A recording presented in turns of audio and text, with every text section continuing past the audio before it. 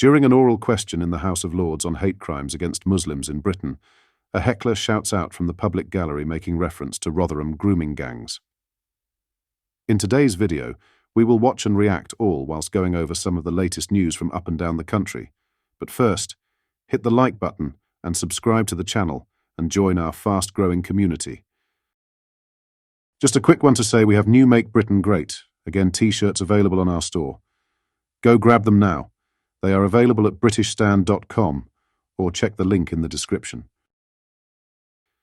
Firstly though, a petition opposing a potential knighthood for London Mayor Sadiq Khan has surpassed its 50,000 signature target within just 48 hours of launching. The campaign emerged after the Financial Times reported that Khan's name appears on a draft New Year's honours list alongside former West Midlands Mayor Andy Street, ex-Schools Minister Nick Gibb, and former Environment Secretary Ranil Jayawardena. The Change.org petition, which has gathered over 60,000 signatures at the time of writing, was initiated by Conservative councillor Matthew Goodwin Freeman from the London Borough of Harrow. He said, "I'm sorry, he's not a knighted mayor. He's just a nightmare." He added, "You run through his track record as mayor, you realise why he doesn't deserve this. The Mayor of London is also the Police and Crime Commissioner for London, so under his watch, violent crime with injury has gone up 5%, gun crime has gone up 30%, knife crime has gone up 13%, robbery has gone up 10%. So on crime, Sadiq Khan has failed, but let's give him the benefit of the doubt.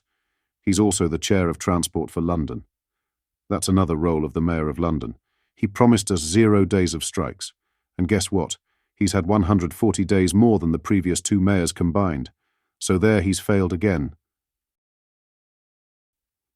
Now to the main story, and as stated in the intro, during an oral question in the House of Lords on hate crimes against Muslims in Britain, a heckler shouts out from the public gallery making reference to Rotherham grooming gangs. Have a watch. There are no comparative statistics to show that Muslims suffer more from irrational prejudice than, say, any member of the Hindu, Sikh or Buddhist faiths. To borrow from Shakespeare, if a member of those other faiths is cut, do they not bleed? Will the noble Lord, the Minister, confirm that the government will be even-handed in looking to the needs and concerns of all religions and those of no faith?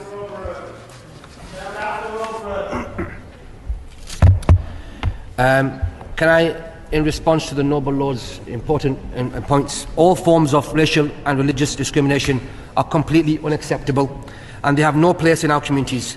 This government will be exploring a more integrated and cohesive approach to tackling it. We are committed to protecting the right of individuals to freely practice their religion, and we will not tolerate religious hatred in any form to any religion.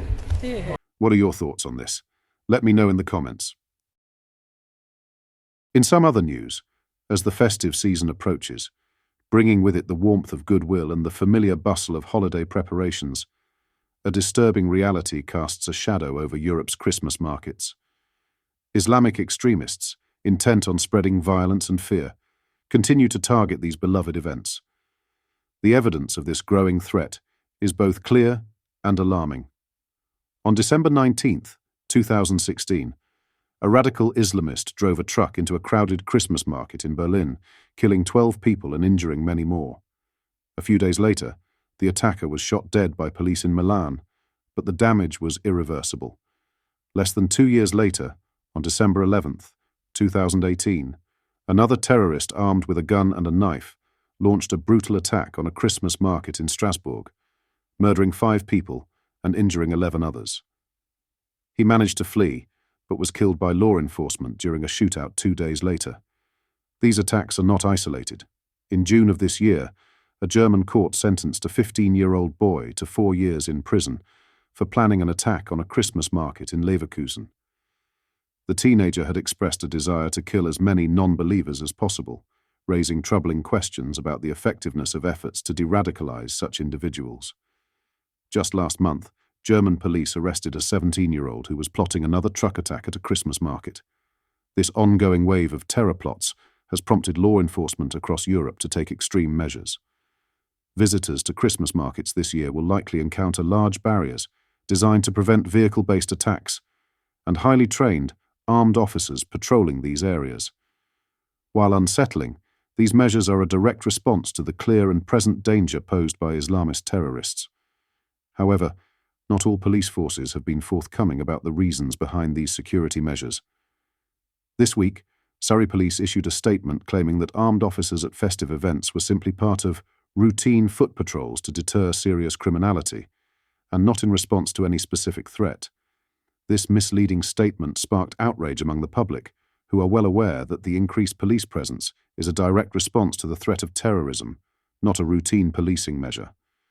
The response from Surrey Police was swift. Critics were blocked from further engaging with the force, an attempt to avoid acknowledging the uncomfortable truth. The reality is clear. When armed police patrol Christmas markets this year, they are not there as part of routine measures. They are there to protect the public from the very real threat posed by Islamic extremists who seek to use these festive events as targets for violence. The presence of these officers, though unsettling, is a necessary safeguard to prevent further bloodshed and ensure the safety of all those who gather to celebrate the season. If these security measures are effective in preventing another tragedy, they will have been worth the price. Lastly, at the Together at Christmas carol service on Friday evening, the Princess of Wales, Kate Middleton, paid a subtle but poignant tribute to those battling cancer, wearing a black bow on her red Alexander McQueen coat. The oversized bow, which royal observers noted, is often associated with support for cancer patients, carries special significance given the princess's own personal journey this year.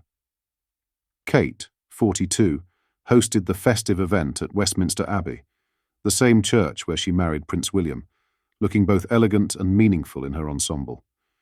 This marks a particularly significant moment after her recent cancer diagnosis and chemotherapy treatment. In September, the princess shared a heartfelt message via a family video, announcing that she had completed her preventative treatment. "Everyone's kindness, empathy, and compassion has been truly humbling," she said, offering solidarity to others facing similar battles. "You are not alone." Her diagnosis had come in March, following abdominal surgery, and throughout this difficult time, Kate has remained vocal in supporting others who are coping with cancer. The black bow also reflects a theme in Kate's public appearances this year. In June, her first appearance after a break, she wore a white Jenny Packham dress with a prominent bow at the neck.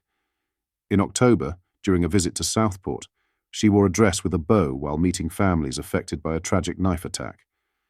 And in November, at the Remembrance Sunday service, she wore a military-inspired coat adorned with a velvet bow at the collar. These subtle but powerful sartorial choices serve as a reminder of her strength, resilience, and her commitment to standing with those affected by cancer. What are your thoughts on what we discussed in today's video? Let me know down in the comments section below. If you've not yet already, make sure you do drop a like on this video and subscribe to the channel for more British political content. Thank you, take care, goodbye.